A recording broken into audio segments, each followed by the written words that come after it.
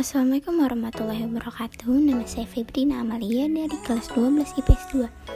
Saya membuat video ini untuk mempresentasikan sistem politik dan ekonomi masa demokrasi liberal. Demokrasi liberal merupakan sistem politik yang melindungi secara konstitusional hak-hak individu dan kekuasaan pemerintah. Masa demokrasi liberal adalah masa di mana sistem parlementer Indonesia masih mencontoh sistem parlementer barat yang dibentuk setelah dibubarkannya Republik Indonesia Serikat atau RIS pada tahun 1950. Pada masa itu, Indonesia sebagai negara baru harus banyak belajar dalam berbagai hal, sehingga negara semakin kuat. Setelah salah satunya dalam bidang ekonomi yang akibat sering terjadinya perubahan kabinet berdampak negatif terhadap kehidupan ekonomi Indonesia. Adapun program-program di masa demokrasi liberal itu meliputi Gunting Starifudin, program Benteng, nasionalisasi The Java Bank, and kebijakan ekonomi Alibaba. A. Gunting Syarifudin. Gunting Syarifudin adalah kebijakan memotong uang atau senering yang diambil Menteri Keuangan Syarifudin Prawiganegara pada 20 Maret 1950. Semua uang yang bernilai 2,50 ke atas dipotong nilainya hingga setengahnya. Hal ini bertujuan guna menanggulangi defisit anggaran sebesar 5,1 miliar dan mengurangi jumlah uang yang beredar. B. Program Benteng.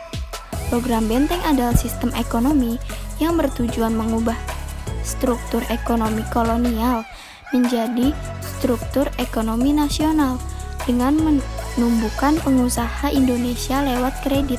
Sayangnya, program ini gagal karena pengusaha tidak mampu bersaing dan malah berdampak negatif terhadap defisit anggaran yang membengkak menjadi 3 miliar pada tahun 1952.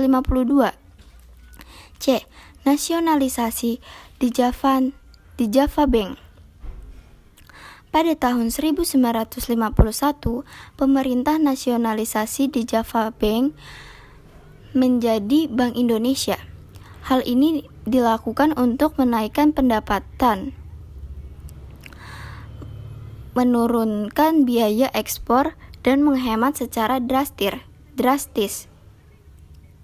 Dengan nasionalisasi bank yang semula milik Belanda ini, maka pemerintah lebih leluasa dalam menjalankan kebijakan ekonomi dan moneter. D. Sistem ekonomi Alibaba. Sistem ekonomi Alibaba ini melibatkan pengusaha pribumi atau bisa disebut dengan Ali dan pengusaha keturunan Tionghoa yang biasa disebut juga dengan Baba. Lewat program ini, pengusaha keturunan Tionghoa diwajibkan melatih tenaga pribumi dan imbalannya mereka akan mendapat bantuan kredit dan lisensi dari pemerintah. Pemilihan umum pertama. Pada masa demokrasi liberal ini, tahun 1955 pemerintah untuk pertama kalinya melakukan pemilihan umum nasional. Pada bulan September, rakyat memilih wakil untuk DPR dan pada bulan Desember memilih kembali wakil-wakil yang lebih banyak lagi yang akan bekerja di sebuah institusi yang dikenal dengan konstituante. Terjadi beberapa krisis politik di mana banyak bergantian kabinet diakibatkan situasi politik yang tidak stabil. 1. Kabinet Natsir pada 6 September 1950 sampai 21 Maret 1951. 2. Kabinet Sukamin Suwirjo pada 26 April 1951 sampai 3 April 1952. 3. Kabinet Wilopo pada 3 April 1952 sampai 3 Juni 1953. 4.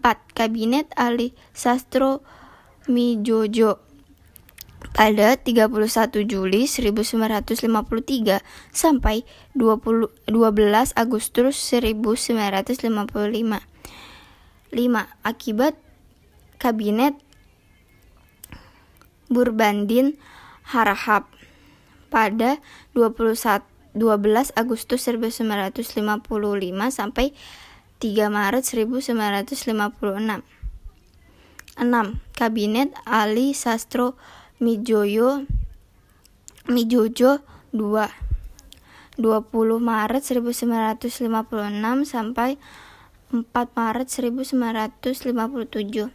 7. Kabinet Juanda pada 9 April 1957 sampai 5 Juli 1959. Sekian presentasi yang saya buat, kurang lebihnya mohon maaf. Wassalamualaikum warahmatullahi wabarakatuh.